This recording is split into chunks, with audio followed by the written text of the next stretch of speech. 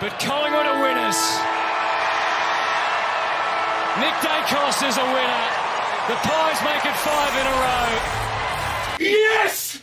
Hell yeah! Hey, come on, baby! Come on! Yes! Come on! Ah! Yes! Go Pies, do it again. I say, go Pies, do it to me. And I apologize for butchering Noiseworks for anyone who actually enjoys listening to Noiseworks. I went for a walk this morning. The very first song that came up on my shuffle was Noiseworks, No Lies. So that's the reason for this intro. I apologize for butchering the song. Apologies to Noiseworks. Apologies to anyone who listens to Noiseworks, who's a fan of Noiseworks. There's Noiseworks where I live this morning on a Sunday morning. Bit of a delayed upload compared to previous Sunday morning uploads or reviews of these games. This is the round 19 review.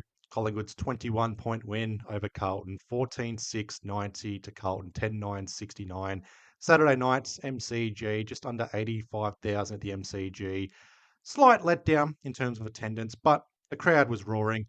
5 wins in a row for Collingwood season, 5 wins in a row after the bye, 6 wins in a row against Carlton. We won every quarter in this game against Carlton. Things are looking good. Onwards and upwards, everything's coming up Millhouse for Collingwood. I saw the Patrick Cripps stat when it comes to his head-to-head record against Collingwood. 3 wins, 17 losses in his entire career. Just for perspective, Ned Long has played 53 AFL games and has beaten Carlton 5 times in his career. Tim Membry, as a Collingwood player, 2 seasons at Collingwood, has beaten Carlton 4 times. Loves playing against Carlton. Case in point, Saturday night, kicks 3 goals. Could have kicked a 4th as well. Selfless player, in tremendous form, Tim Membry. And just like Collingwood's current run, hitting form at the right time, it feels like the reverse of last year. I expect us to manage players for a 5-day break against Adelaide Thursday night. That's perfectly fine. Jared Wade can take over selections for this game, and this game only against Adelaide. I'll look towards Adelaide in the coming days with experienced players to be managed. And honestly, based off this win and my viewing eyes, my tremendous eyes, it was mostly our senior players that looked a little bit sluggish, a little bit slow. So to have the kids turn up in a massive Saturday night game, under 85,000 at the MCG, the kids are all right at Collingwood. And I enjoy it as well because we as Collingwood fans, we know what our kids are capable of. We know the potential for these Collingwood players. It's just been a shame in the last 2 seasons or last 2 years that we haven't played the kids as much. They're not having a prolonged run in the senior side. Whenever it goes tits up or bit of a momentum halter or whatever, go on a losing run, we just drop kids. I understand last year we had that premiership push. We were in the premiership window. We were flag favourites for most of last year. So I understand not playing as many kids last year. But this season, before the bye, was a little bit of a hassle, a struggle for me to see kids come in dropped after a couple of games or certain kids not being given a go when they could have filled positions and allow experienced players to be freed up earlier this year. So to see guys like Liam Puncher playing as a key defender frees up Billy Frampton. No Jeremy Howe would free up Dan Houston, and that was case in point last night. Braden Maynard, Isaac Waynor, they're not exploited for height down back. Our back line is just rock solid right now. The last 3 seasons, we've seen our back line just turn into a bit of a mess. Go on a losing run. Our attacking game just goes to pieces. Our midfield game disappears. So at this time of the year, yes, the criticism is we haven't beaten a proper top side. Port Adelaide, Richmond, Gold Coast up there. You got to give us more credit for that one. North Melbourne, I was going to say they played their grand final against us, but you knew that North Melbourne were going to turn up against us regardless of if it was Friday night or any sort of time slot or day or whatever. And Carlton, 21-point win. We're averaging pretty much 19-point wins in the last 5 games. So they're not outstanding. They're not statement wins. Gold Coast was a statement win, but we're due for the top 6 scalp. We're due for that massive statement win, the scalp that tells every neutral or every AFL supporter that, okay, Collingwood means business, something's brewing, the boys are on. But for 5 wins in a row, we go into Adelaide and Geelong and even West Coast. I know they're bottom 4, but it's over there. And when we take on Hawthorn and Brisbane in the last 2 home and away games, but 5 wins in a row here, perfect record after the bye. if we had staggered wins or we were on a losing streak heading into Adelaide and Geelong, there's no confidence. There's no belief. It's almost a pack it up sort of mentality. So to be 5 wins in a row, yeah, we've got the belief, the confidence. It's not going to be pretty. It's not going to be easy. We're going to be underdogs against Adelaide and maybe Geelong. We'll find out by the end of next week. But we've got a chance against Adelaide and Geelong. That's my way of thinking right now. But just getting to the overall game against Carlton, 21 points. We won every single quarter.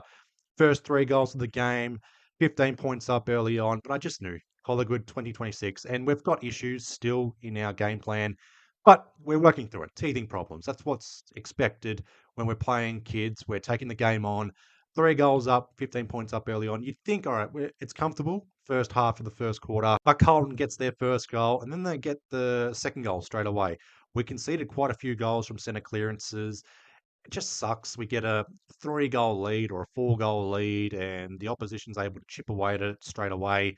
We just can't kick on, and that's it sucks to have a nitpick early on, but 15 points up. I had the eh, I sort of had the mindset of, all right, we can kick on here. This is a good start. And that's credit to Carlton in 2026 under Josh Fraser, not giving up in certain games. Last week was a mulligan after halftime against Hawthorn.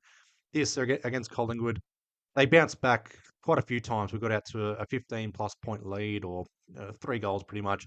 Then Carlton bounced back 3 or 4 goals in a row, get back the lead. Collingwood, to their credit, able to get back the lead, get the ascendancy in this game, and it led to 14 points at three-quarter time to go on and win this game by 21 points. Still some teething problems, but there are some positives. Firstly, our transition from defensive 50 to inside 50 is unbelievable. Uh, Kicking accurately as well. Some set shots late in the game let us down. We could have won by a little bit more. Some stats in this game don't bode well for Collingwood, but it's areas that we can improve on. But if we don't improve on it against Adelaide and Geelong, we're going to be exploited for it. I'll talk about this a little bit later. But just from my eyes watching this game, it felt like, I'm not going to say Carlton didn't know what they were doing, but in the first quarter, they were quick and direct, whether it was using the corridor or going wide. They took that mark, quick handball, tried to spook us pretty much. It didn't work, especially when you're bombing it inside 50 to basically no one. Harry Mackay was out early in this game. But 2 points up at quarter time. Carlton won most of the stats by quarter time. 2 points up for Collingwood.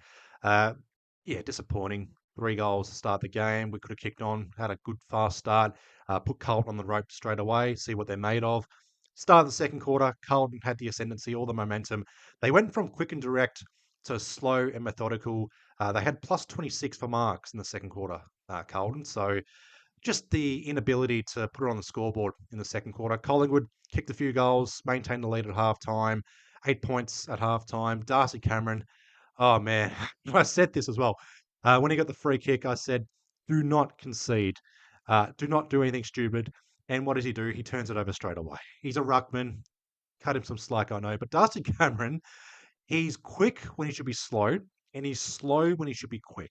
That's my only sort of nitpick for Darcy Cameron in the last 2 games. Thankfully, that shot at halftime, they didn't cost us. Brody Kemp not scoring. Tim Membry had a set shot late in the second quarter, didn't score. That's another nitpick, I know, but 35, 40 metres out, you're a key forward. I don't care what your age is, you're a key forward. You need to be scoring. You need to be kicking that goal at the very least, but scoring bare minimum sort of thing. Didn't even score. Just little things like that that stick out that annoy me. Carlton's ability to hurt us in the centre clearances, uh, put it on the scoreboard from direct centre clearances. They kicked 5 goals from forward 50 stoppages, which goes to show we need a Lockie Neal type player for us. Pendlebury, side bottom, they're not those guys anymore. Lockie Neal's a few years younger. He's midfield quality for us. He'd be handy for us right now. But just someone else. Someone that's a blue chipper, a B grader in the midfield, just that midfield depth. Ed Allen is focused on Sam Walsh. Jordan De Goey is a mid forward. I wouldn't be surprised if Jordan De Goey is rested next week, stuck on game 199.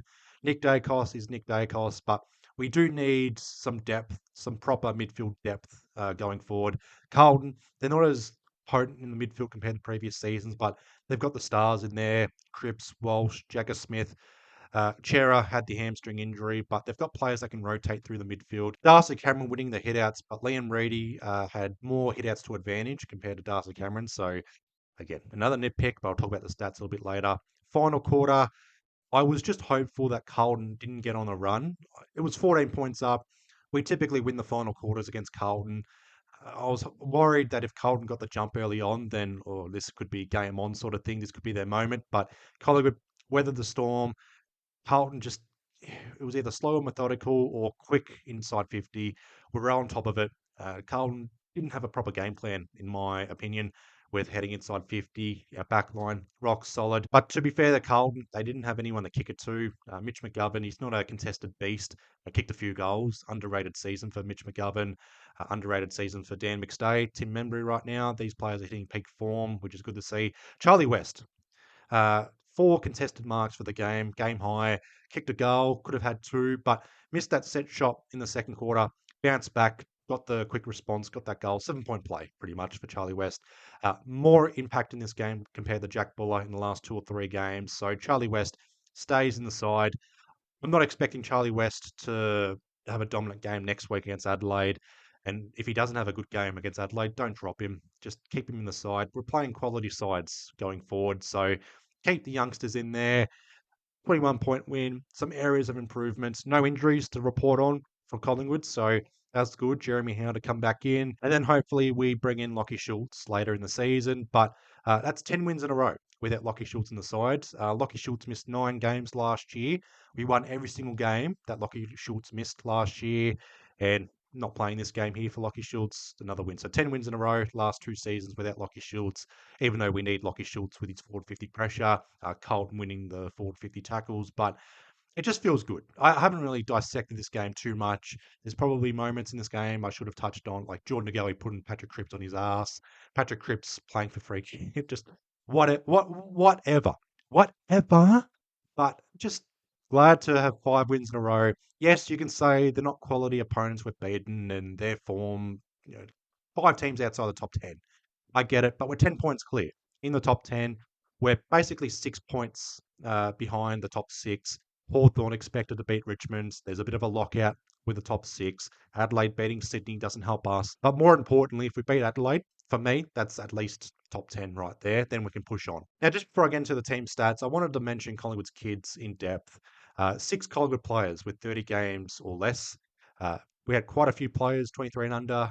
Nick Dacos, Ned Long also included in that. Angus Anderson, 23 years old, late pick this year in the draft. 11 AFL games, 12 AFL goals, a good celebration, the Jai Arrow celebration. Kicking a goal a game. You can't really drop these sort of players. If there's certain parts of their game that they need to improve on, I'd rather just keep them in the AFL side against quality sides, let them learn. There's no point at this point in the season going back to the VFL when our season in the VFL is pretty much done. There's no point, or there's basically no chance of getting top 10. So keep these players in the side unless there's a Jack Buller sort of performance where their form drops off big time.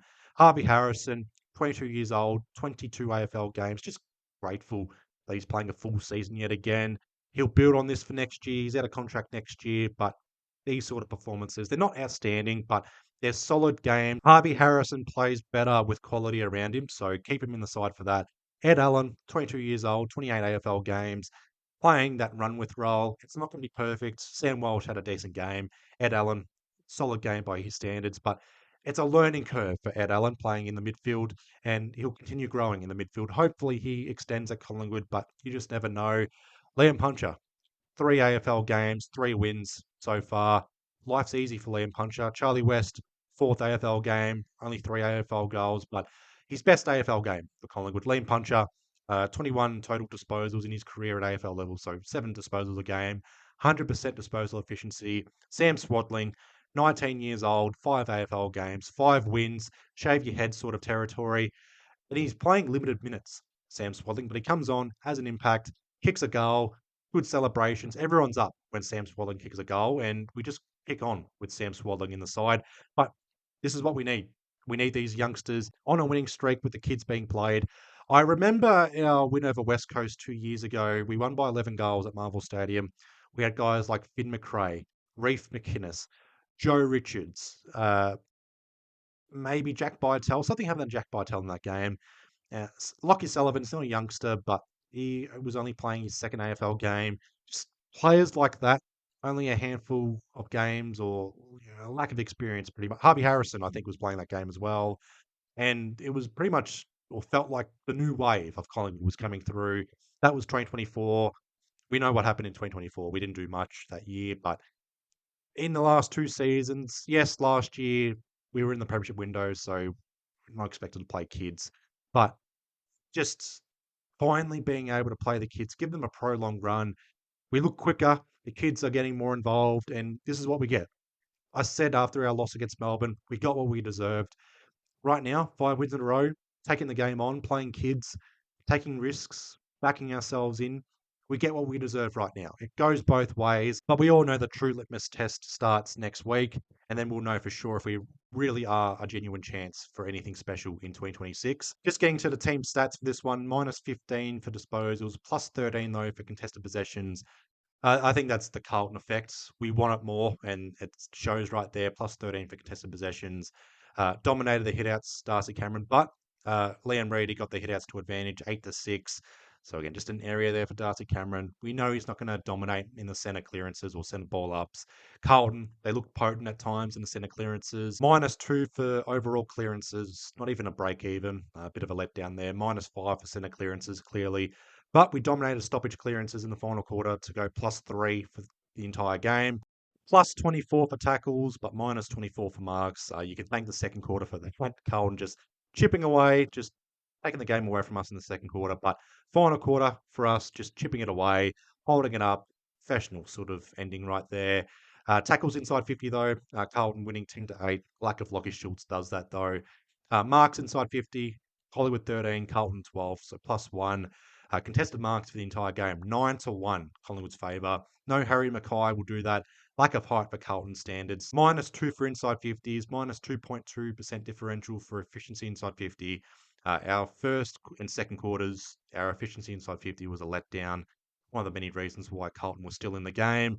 Goal efficiency, +9% differential, 27% to 18%. We needed above 25% to be any sort of threat. And yeah, that continues to go up. Our efficiency inside 50 still needs to improve.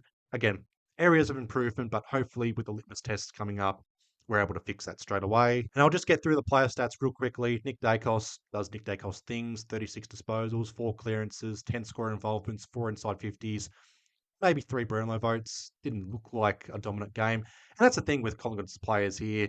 There was no real great games, but certain players that step up that Carlton fans are thinking, who the F is this guy? Or I'll say it again. Who the fuck is this guy? Charlie West, Liam Puncher, these sort of players that step up and Carlton fans are thinking, who are these players? Sorry for swearing. Whatever. Darcy Cameron, 39 hitouts, 18 disposals. All of those disposals contested. 8 clearances, 6 intercepts. Tim Membry, fine form yet again, 3 goals, 16 disposals, 8 score involvements, a cheeky clearance. The stats say he's got a clearance. I don't know where he found that, but it's a clearance. I'm going to mention it. Next day, kicked the first 2 goals of the game. Could have had a few more goals. 10 hitouts, 6 disposals though, 4 score involvements. Goey, 25 disposals, kicked a goal, 4 inside 50s, 3 score involvements. Didn't look like a typical Goey game. There were moments where it felt like he looked a bit banged up or a little bit slow, and I think he will be rested for Adelaide. That's my early call. Ed Allen, 16 disposals, 9 contested, 7 clearances, or 7 tackles, sorry, 2 clearances. Yeah, playing on Sam Walsh. Sam Walsh threatened to open the game up at times. Ed Allen keeping him accountable at stoppages. Lipinski doing Lipinski things, underrated in my opinion. Team Lipper, 21 disposals, didn't kick a goal, so let down there. 4 tackles, 5 score involvements. I'm going to round this out with 3 players that were under the microscope from Collingwood fans, and I'm going to give them praise for this one. Dan Houston, 25 disposals, kicked a good goal, final quarter, set shot goal.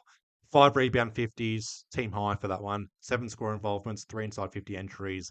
No Jeremy Howe. Jan Houston needed to step up, and he stood up definitely. Jeremy Howe coming back in. We'll find out Dan Houston's perfect role, but playing at the Adelaide Oval. Hopefully, Dan Houston's able to play those dimensions perfectly as a former Port Adelaide player. Bo McCreary, a performance he can properly build off. 15 disposals, 2 goals, 7 inside 50s, 5 score involvements. That is Bo McCreary right there. Hopefully, he's able to continue on from that. Ned Long, 16 disposals, 2 goals, 6 tackles, 7 score involvements. Yeah, there's some nitpicks from these players, certain moments, clangers, turnovers that led to Carlton goals or whatever. Carlton, 5 goals from forward 50 stoppages, a few goals from centre clearances. Again, areas there we can improve on, but we're all right. The kids are all right. Our form's all right. Our winning streak's all right. 5 wins in a row, 6 wins over Carlton, 1 every quarter. Taking on Adelaide Oval Thursday night. It's going to be a tough challenge. Geelong after that, but I'll make a separate video hopefully in the next 24, 48 hours looking at our final 5 games. Big boy month continues. We're winning games in July. We're not slacking off. We're not dropping off in form. It's the reverse of 2025, and so far so good. Hopefully we push on. Hopefully we continue on this run. There's Collingwood fans that were probably thinking that we've ended Carlton's season here. We were saying this, or Collingwood fans were saying this earlier this year. I don't think Carlton season's over. I still think there could be a possibility we take on Carlton in the wildcard round. 7th v 10th sort of areas. Carlton's got a few 8-point games to end their season. If they make it, they deserve it. Collingwood, we're going to look into top 6. We've got a chance to threaten the top 6. If we lose 1 or 2 of the next 2 games, whatever, we'll know for sure, right, top 6, not in the equation. Just focus on cementing wildcard round and then push on from there. But an interesting fortnight awaits. Looking forward to it. Looking forward to it. But I'll wrap up this video here. I've been recording for nearly 30 minutes. I'll trim this down as much as I can. Leave your thoughts down below in the comment section, your thoughts on this game, performances, areas of improvements, your expectations going forward. Yeah, random thoughts and comments or whatever. Give the video a like, share it around, subscribe if you're not already. The road to 1,000 is truly on. And a shout out to Collingwood's VFLW side, beating Box Hill by 47 points, back on the winners list, in the top 3, pretty much guaranteed for finals. Then they push on. Yeah, an interesting sort of last month of home away season awaits for Collingwood's AFL, VFLW, VFL sides. Looking forward to it. Looking forward to the challenge, but I'll leave you guys all to it. I hope you guys have had a good weekend so far, or have a good weekend, or had a good week overall. I hope you guys are having good things in life.